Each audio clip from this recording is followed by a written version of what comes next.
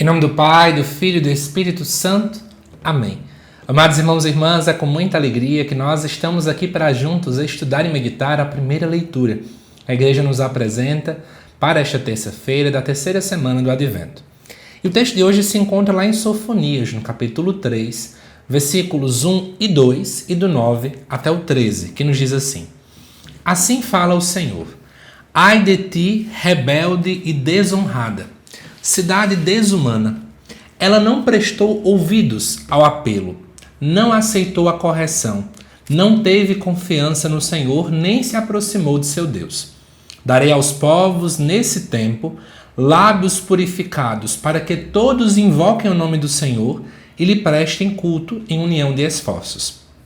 Desde além rios da Etiópia, os que me adoram, os dispersos do meu povo, me trarão suas oferendas. Naquele dia não terás de envergonhar-te por causa de todas as tuas obras, com que prevaricaste contra mim. Pois eu afastarei do teu meio teus fanfarrões arrogantes, e não continuarás a fazer de meu santo monte motivo de tuas vanglórias. E deixarei entre vós um punhado de homens humildes e pobres, e no nome do Senhor porá sua esperança o resto de Israel. Eles não cometerão iniquidades, nem falarão mentiras. Não se encontrará em sua boca uma língua enganadora. Serão apacentados e repousarão, e ninguém os molestará. Amados irmãos e irmãs, quando a gente olha para o livro do profeta Sofonias, que é um livro que muita gente acaba não lendo muito sobre ele, né? Parece que nos carece aí de fundamentos históricos, né? De datações, diferentemente de outros livros dos profetas maiores. Mas só para poder situar vocês, o profeta Sofonias ele atua na cidade de Jerusalém.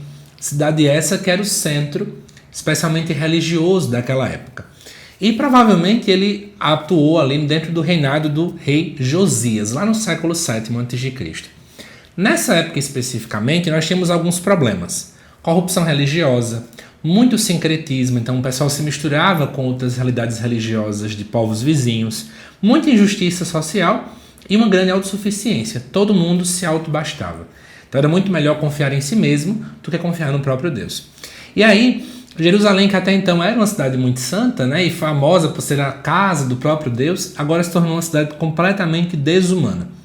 E aí, o texto começa então nesse aspecto. No versículo 1 e 2, o próprio profeta vai falar: Ai de ti. Esse ai é comumente encontrado na literatura profética, que essa interjeição é justamente para poder fazer algum tipo de acusação.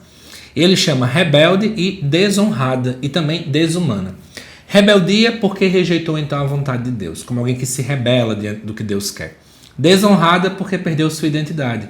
Ela tem uma característica específica e agora essa característica tem se perdido diante dessas práticas equivocadas que ali são realizadas. E desumana porque infelizmente não se vê justiça nem misericórdia. E aí, no versículo 2, o profeta começa a falar, né? Não prestou ouvidos ao apelo, ou seja, não ouviu a voz de Deus.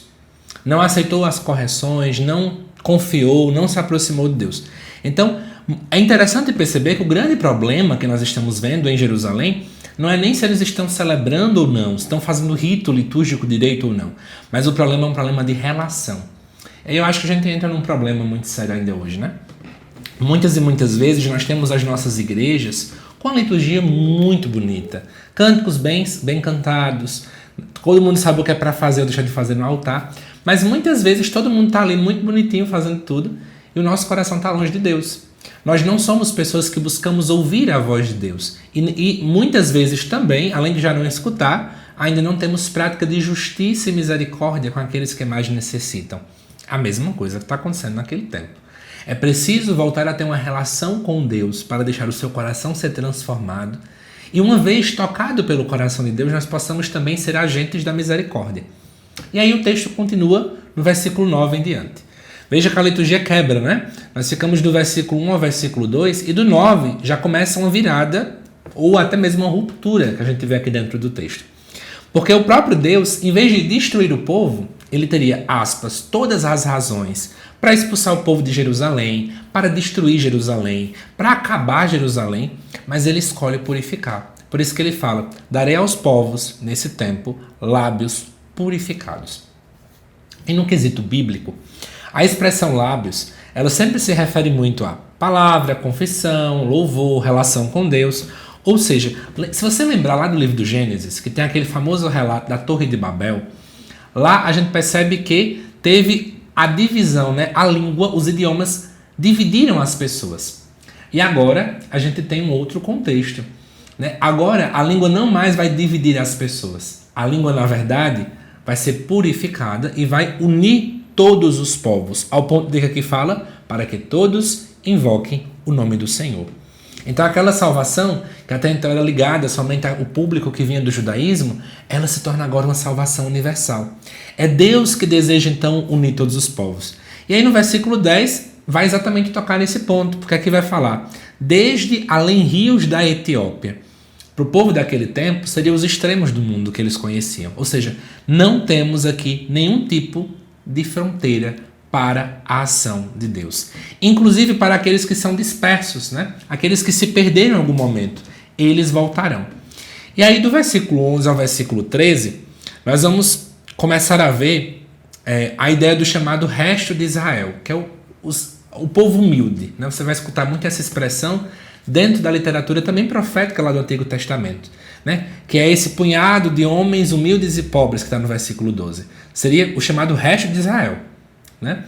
E aí vamos analisar o que está acontecendo aqui. Deus faz praticamente uma poda na realidade desse povo. Por quê? O que acontece? Nós temos aí pessoas arrogantes, pessoas com sincretismo, né? Pessoas que humilham os outros. E aí Deus parece que deixa apenas um resto, que é esse povo humilde e esse pobre. Esse resto de Israel é o povo que usa misericórdia, que é justo, que escuta a voz de Deus, que confia em Deus. Ou seja, não é a maioria, não é o povo rico, não é o povo poderoso, é o povo que é fiel. Eu acho que isso é muito atual para a gente ainda hoje.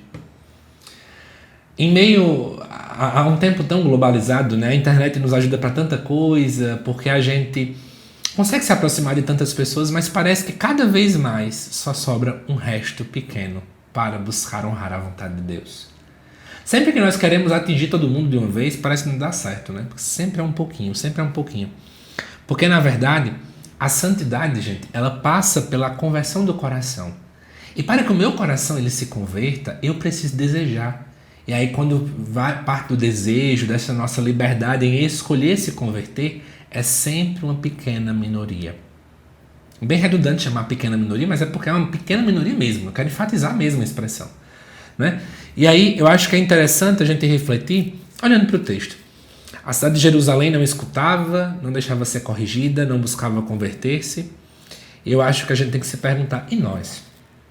Permitimos a grande correção do coração de Deus? Escutamos a Deus, né? Buscamos uma conversão autêntica, buscamos a purificação do nosso ser. Acho que vale a pena nós refletirmos que é esse o itinerário para o Natal. Buscar abrir os nossos ouvidos para ouvir a voz do Mestre. E ouvindo a voz do Mestre, permitir com que a nossa vida seja transformada, seja convertida, né? Para que sejamos homens e mulheres novos para um tempo novo. Que Deus te abençoe, amado irmão, amada irmã. Te aguardo daqui a pouco às 7 horas da noite para o estudo do Evangelho, também nesta terça-feira. Até mais.